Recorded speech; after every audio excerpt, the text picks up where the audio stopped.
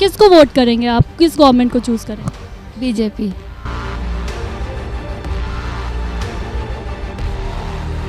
महिला सशक्तिकरण किया है, वुमेन हेल्पलाइन नंबर स्टार्ट किया है, तो सुरक्षा में कुछ बदलाव देखने को मिलता है आपको? हाँ जी, बिल्कुल मिलता है, बिल्कुल। मतलब अब थोड़ा सा सेफ फील होता है हमको।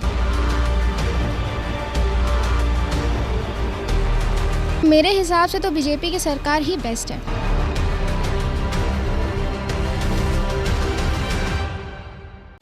नमस्कार, एबी न्यूज़ में आपका स्वागत है। मैं हूं आपके साथ सोनिका। आज हम आए हैं डीजी कॉलेज, बात करेंगे यहां की छात्राओं से और जानेंगे क्या है उनकी राय सरकार के बारे में, समाज के बारे में, महिला सशक्तिकरण के बारे में या महिला सुरक्षा के बारे में।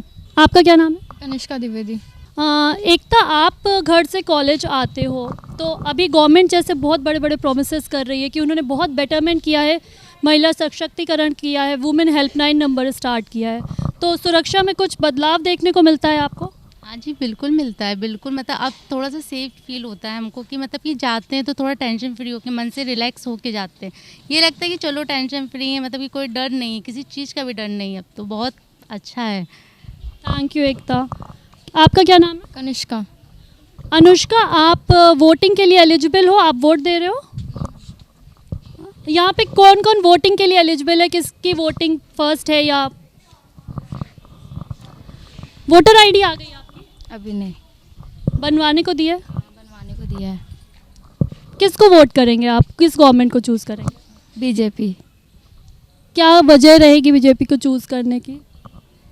उन्होंने गरीबों को, मतलब गरीबों की बहुत मदद की है और भी बहुत सी वजह हैं। आप लोग वोट दे रहे हो, किसको दे रहे हो? मोदी जी को। मोदी जी को। जैसे कि सर ने अभी बोला कि हम घर से कॉलेज आते हैं, पहले स्कूल जाते थे तो कैसा एनवायरनमेंट है, हम खुद को सुरक्षित महसूस करते हैं। नहीं तो मैम पर्सनली मेरी ये राय है कि योगी सरकार या मोदी जी के उससे वो देश बहुत बड़ा है। वो सिर्फ वहाँ से कुछ चीज़ें लागू करते हैं, वो नए नए नियम निकालते हैं कि ये चीज़ ऐसी ऐसी होनी चाहिए, स्त्रियों को सुरक्षा मिले, उन्हें अच्छी एजुकेशन मिले, और वो इसके लिए प्रयासरत हैं। बट कहते नहीं, चीज़ें जब बहुत ऊपर से आती हैं तो वो डायरेक्टली वैसे नहीं पहुंचती, वो बीच से होते हुए छनते छनते पहुंचती है ना। तो कानपुर एक ऐसी सिटी है जहां आप पूरी तरह सुरक्षित नहीं हैं। ये मेरा पर्सनल एक्सपीरियंस है कि आप सुरक्षित हो ही नहीं सकते। आप ये सोच लें कि आप बस में ट्रैवल कर रहे हैं और वो बस पूरी तरह भरी हुई है और वहाँ कोई आपसे मिसबिहेव ना करे, या इस चीज़ का फ़ायदा ना उठाए कि कोई लड़की खड़ी है, थोड़ा इसको ताड़ लेते हैं, चलो कोई कॉम्प्लीमेंट दे दे। अरे ऐसा कैसे हो सकता है? भरी बस में आपको कोई कुछ कह के चला जाएगा, आप लड़ लेंगी? नहीं लड़ पाएंगी। मगर इसके लिए गवर्नमेंट दावा करती है कि उन्होंने वुमेन हेल्पलाइन नंबर स्टार्ट किया है, एंटी रोमियो स्क्वाड स्टार्ट किया है, तो इससे कुछ फ़र्क पड़ा है? मैम इससे फ़र्क तब पड़ता है जब आपको ये पता हो कि कहने वाला इंसान कौन है। आप कॉल करके क्या बोलेंगी, हमें किसी ने ये कॉम्प्लीमेंट दिया है, आप आइए एक्शन लीजिए। अगर वो आएंगे तो वो एक्शन लेंगे किस पर? मोस्टली ये होता है कि हम पहले अवॉइड करते हैं किसी चीज़ को। चलो एक हद तक थी, हमने अवॉइड किया, वो चीज़ ठीक हो गई, हम ध्यान ही नहीं दे रहे, जो हो रहा है होने दो। बट जब चीज़ें हद से ज़्यादा होती हैं तब हम एक्शन पे आते हैं ना। ऐसे कॉलेजेस में भी हैरेसमेंट होते हैं, पर उस तरह नहीं कि वो आपको फिजिकली हैरेसमेंट करेंगे, वैसा नहीं, वो आपको मेंटली टॉर्चर करेंगे। अब मान लीजिए आप पढ़ ही रही हैं, कोई है 3-4 बार आपकी बगल से निकलेगा, फिर पूछेगा मैं आपकी बुक्स रख दूं, मैं आपके लिए ये कर दूं, मैं आपके लिए वो कर दूं, आपको ये पसंद है, तो इससे आप कितना सेफ महसूस करेंगी? मगर इसी के लिए शायद हम बोलते हैं कि हमें हर गलत चीज़ को स्टार्टिंग में ही रोक देना चाहिए, उसको बढ़ावा नहीं देना चाहिए। तो ये जो आप बोल रहे हो ये ईव टीजिंग में आता है, तो आपको नहीं लगता आपको इसके लिए पहले ही कंप्लेन करनी चाहिए? मैम मुझे इसके लिए ये लगता है कि पहले आप अपने तरीके से उन्हें समझाइए। अगर उनको सीधे सीधे शब्द समझ में नहीं आते तो वही कहते हैं जब घी सीधी उंगली से ना निकले तब उंगली टेढ़ी करो। अगर तुम्हें बातों की भाषा समझ नहीं आ रही तो लातों की भाषा तो समझ में आएगी ना। अगर वो भी समझ में नहीं आ रही है तो योगी जी बैठे ही हैं, फिर आप लीजिए एक्शन, फिर उनको इतना धुलवाइए कि वो किसी को देखने लायक ना बचे। नाम है आपका? अक्षता शुक्ला। अक्षिता, यूपी में दोबारा इलेक्शंस आने वाले हैं, 2022 में आपको सरकार चुनाव का मौका मिलेगा, तो आप क्या एक्सपेक्ट करती हैं अपने नए लीडर से या नई गवर्नमेंट से कि कैसी होनी चाहिए जो महिला को सुरक्षा दे पाए?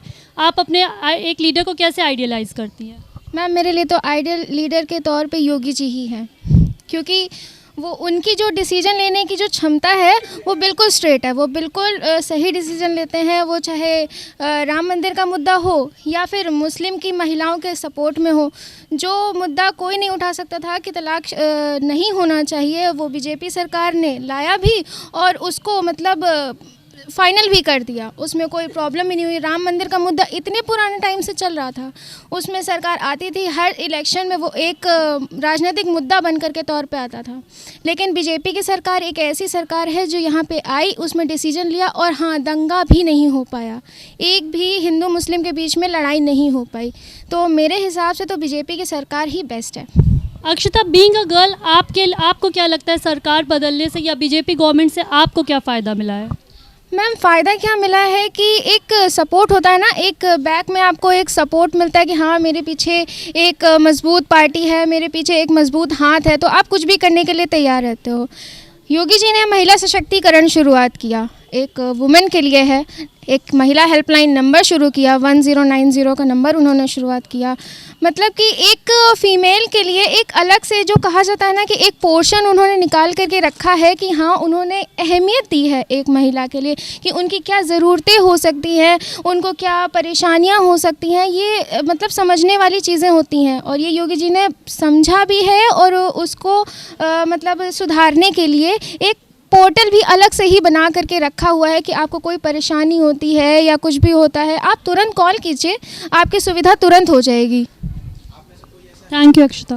तो आज हम आए थे डीजी कॉलेज में, जहां हमने छात्राओं से बात करी, और यहाँ हमें majority of girls BJP government से बहुत खुश और मोदी जी के नए स्टेप से या योगी जी से बहुत खुश नज़र आए हैं।